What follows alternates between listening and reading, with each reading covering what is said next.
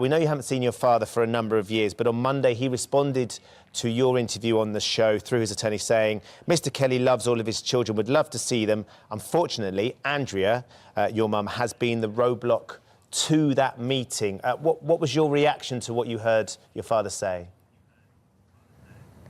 I actually didn't hear that. My response is just simply that that is not the truth. But I did not come here today, you know, to speak on my father and all the things that are going on in the news, in the blogs. It's been a lot for me and my family. But I will say that that's not true at all. My mom would never do that.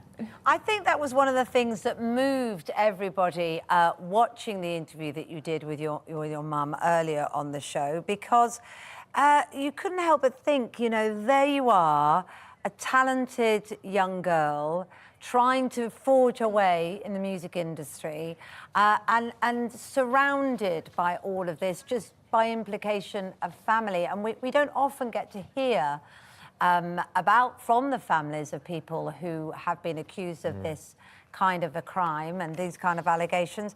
And of course, they, in a way, are victims too. So I think we want to address that and talk to you about your music as well. When did you know, how hard has it been, basically, first of all, being the daughter of such a successful star, and now in this climate, to plough on with your music? It's been extremely hard, not only because of my relation, you know, with my father and all the things that are going on, but just as a brown woman in the industry, like, that already makes it extremely hard. And so to put everything else that's going on top of it, it's very difficult for my siblings and I, because a lot of people don't know how to separate, you know, his family from the things that he has going on in his life. And so my sibling and I, we work very, very hard and very diligently to make sure that we're doing this on our own, and, you know, we're writing our own music and we're rehearsing together. And, you know, my sister, she's an amazing producer, and that's how we try and work through everything that comes with having the last name Kelly. You know, we just try very, very hard to make sure that we're doing what we know how to do and what we're good at. And you have really tried to make your lyrics very empowering for women, haven't you? To kind of mark out a difference in your style. Yes, absolutely. And just me being a woman myself, that's something that's really important to me. When I listen to music, you know, some of my favorite artists, it's because they make me feel good as a woman. And when women listen to my music, when girls listen to my music, I want them to feel good. I don't want them to walk away feeling bad about themselves or questioning whether they're beautiful or not. I want them to feel like they're poppin', you know, they're the most beautiful thing in the world. That's my goal. When did you, Joann, when did you first realise that you had this extraordinary talent? I would say I've always kind of been an artistic child, but once I realized this was something that I wanted to do as a career and something that I wanted to do professionally, I would say it was about like maybe 5 or 6 years ago. I mean, that must add to your sense of confliction, because even just in that one moment that you described, he was obviously very supportive of you and of your talent. Yeah. It could well be that some of that talent has come through the genes from him, and yet you're also having to deal with all of the other allegations that surround being connected with him. Right. Yes, it's very difficult, and that was my whole purpose of, you know, coming and speaking out in the first place, is to get people to understand my brother and sister and my family's perspective of everything, that it's very difficult for us to process these emotions and process everything going on, because it is such a personal, you know, situation. He is somebody that is close to us. This is my father that we're speaking about.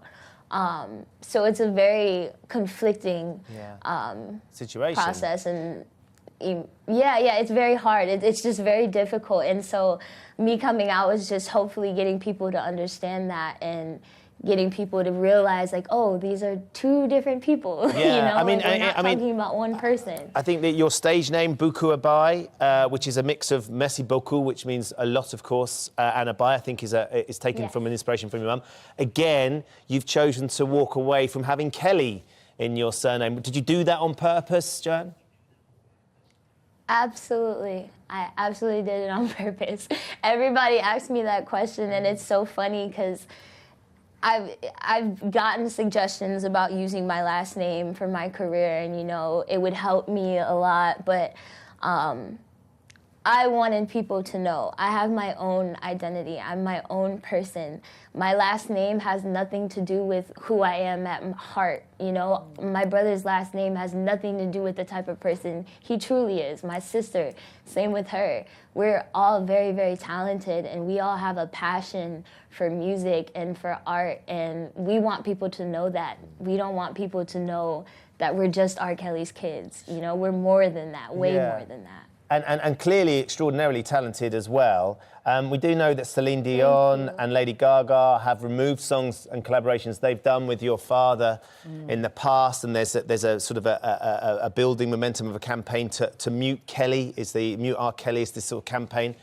If your dad were to contact you, and I know you've not spoken to him for a good few years, what would that conversation go like? And if he was to phone maybe and say to you, Joann, look, I'd love to work with you, how would you deal with that situation? Is that something you would do?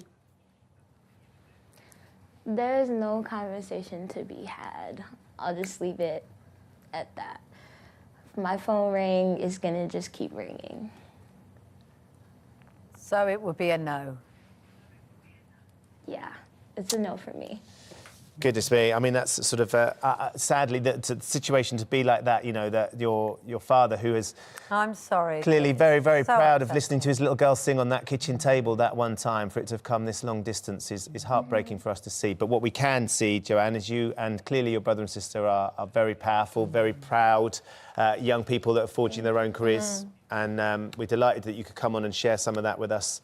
And this very morning. brave to talk about it. I appreciate think it. people will Thank utterly you. respect you for that and really sympathise that you find yourself in this position. And we wish you all the best with your music and going forward. Yes, thank you so much. I really do appreciate it. And I have so much coming out for everybody. I just really hope that people take away from this interview that I'm an artist at heart. My brother and sister and I, we are true artists at heart, and we put everything into it. This is our entire lives, you know?